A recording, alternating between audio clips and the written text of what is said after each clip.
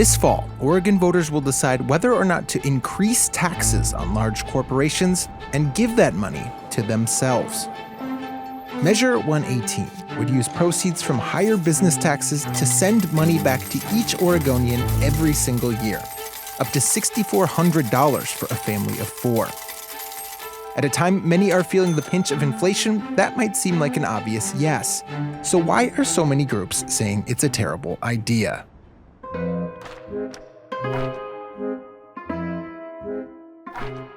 Currently, Oregon's government gets its general fund money from taxing personal and business income, mostly personal. The percent of total state income coming from business taxes is pretty close to the national average. But over the years, different groups have argued businesses aren't paying enough in Oregon. In 2016, ballot measure 97 would have increased corporate taxes and given billions of dollars to state programs. Labor groups and their allies argued for the measure, while businesses fought against it. Ultimately, voters said no. Now, Measure 118 is asking voters to approve a similar tax. The measure proposes a new 3% tax on a business's Oregon sales above $25 million. This time, instead of funding state programs, money would go directly to Oregon residents via their choice of a tax credit or a check. The state estimates each resident, from infants to the elderly, could receive roughly $1,600 annually. Policies like this are rare in the US, but not unheard of. Alaska, for example, uses revenue from the state's oil production to send residents a check each year.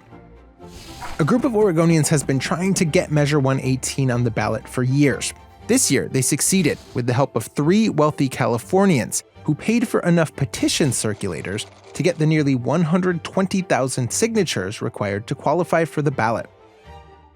But businesses, labor groups, and elected officials in both parties are overwhelmingly opposed to Measure 118.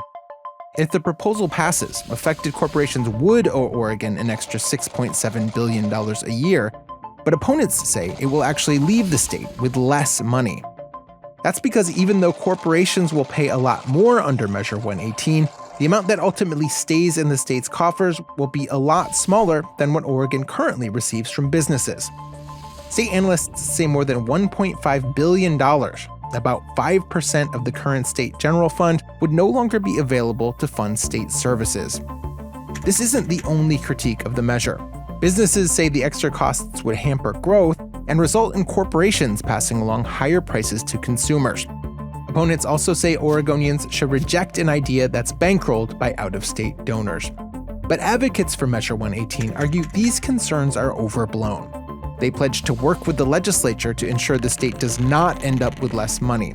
That could mean smaller individual payments, but no big budget consequences. They also point to research suggesting the measure could reduce poverty, especially for children, and that the tax credit would effectively eliminate taxes for low-income Oregonians. Advocates say large corporations aren't paying their fair share in Oregon. Measure 118 would increase the percentage of Oregon's state taxes coming from business to the highest in the region. Advocates also say payments would boost the state's economy as Oregonians spend their extra money in their communities. 8 years ago, voters rejected the idea of raising taxes on businesses to pay for better state services. Measure 118 poses a different question: whether or not Oregonians will support a corporate tax hike and the complications that come with it to put money in their own pockets.